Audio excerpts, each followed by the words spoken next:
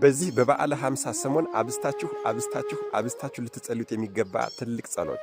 ሌሎቹ ጸሎቶች የምትጸልዩዋቸው ጸሎቶች እንዳሉ ማለት ነው። አዎ ሌሎቹ ጸሎቶች እንዳሉ በዚህ በበዓለ ሃምሳ ሰሞን አብስተን ልንጸልየው የሚገባ ጸሎት የመጀመሪያው የማትጸልዩት ከሆነ እስከዛሬ ድረስ ቀርቶባችኋል፣ መልክዓ ኢየሱስ ነው። አንደኛ መልክዓ ኢየሱስ። አዎ መልክዓ ኢየሱስ የቤተ ክርስቲያናችን አስደናቂ ጸሎት እጅግ በጣም ይገርማል። ጌታችን አምላካችን መድኃኔዓለም ኢየሱስ ክርስቶስን ከስም አጠራሩ ጀምሮ እያንዳንዱን የሰውነት ክፍሎቹን እየጠቀሰ የሚያመሰግን ታላቅ ጸሎት ነው። አዎ ሰላም ለዝክረ ስምከ ብሎ ይጀምራል። አዎ ለስም አጠራርህ ምስጋና ይገባሃል ብሎ ይጀምራል። ሰላም ለስዕርተ ርእስከ አለ። እጅግ በጣም ይገርማል። አበቃቀሉ ለሚያምር ክቡር ለሆነው ለራስ ጸጉርህ ክብር ምስጋና ይገባል፣ ሰላምታ ይገባል አለ። ሰላም ለርእስከ ስጋን ለብሶ ጸጉርን ተጎናጽፎ የወርቅ ሸምበቆ የመሰለው አንገትህን ዙፋን አድርጎ ለተቀመጠው ለራስህ ሰላምታ ይገባል ማለት ነው። ሰላም ለገጽከ አለ። ከፀሐይ ብርሃን እጅግ በልጦ ለሚያበራው ፊትህ ሰላምታ ይገባል አለ። ሰላም ለቀራምብቲከ ለቅንድቦች ሰላምታ ይገባል። ሰላም ለአዕይንቲከ እንደጠራ የውሃ ምንጭ ለሆኑ አይኖች ሰላምታ ይገባል። ሰላም ለአእዛኒከ የፍጥረትን ጸሎት ከመስማት ቸል ለማይል ጆሮ ሰላምታ ይገባል። ሰላም ለመላትህከ ለጉንጮች ሰላምታ ይገባል። ሰላም ለአእናፊከ አለ። የሽቶ መዓዛ መፍለቂያ ለሆኑ አፍንጮች ሰላምታ ይገባል። ሰላም ለከናፍሪከ እጅግ በጣም ለሚያምሩ የከርቤ መፍሰሻ ለሆኑ ከንፈሮች ሰላምታ ይገባል። ሰላም ለአፉከ ለአፍህ ሰላምታ ይገባል። ሰላም ለአስናኒከ ለጥርሶች ሰላምታ ይገባል። ወገኖች ይህንን ጸሎት ያልጸለያቸው ሰዎች በጣም ተጎድታችኋል። እውነቴን ነው የምነግራቸው።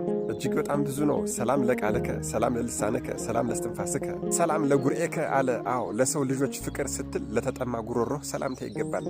ሰላም ለመትከፍትከ አለ። አዎ ለትከሻ ሰላምታ ይገባል። በቀራኒው አደባባይ መስቀል ለተሸከመ ለትከሻ ሰላምታ ይገባል ይላል። ሰላም ለዘባንከ አለ። አዎ ለጀርባ ሰላምታ ይገባል። በብዙ ሺህ የሚቆጠሩ ግርፋቶችን ለተሸከመ ጀርባ ሰላምታ ይገባል ይላል። መነሳሻ እንዲሆናችሁ ብዬ ነው እንጂ ሁሉንም ጠቅሶ ለመጨረስ ይከብዳል፣ ቪዲዮ ይረዝማል። ለማንኛውም መልክዓ ኢየሱስ የመጀመሪያው ጸሎት ነው።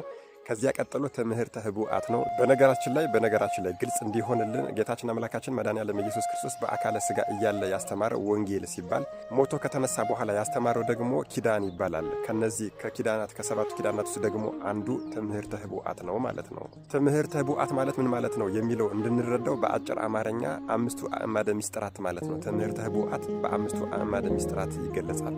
አምስቱ አዕማደ ምስጢራት ምስጢረ ሥላሴ፣ ምስጢረ ሥጋዌ፣ ምስጢረ ጥምቀት፣ ምስጢረ ቁርባን እና ምስጢረ ትንሣኤ እሙታን እነዚህ በአንድ ላይ ትምህርተ ህቡዓት ይባላሉ ማለት ነው።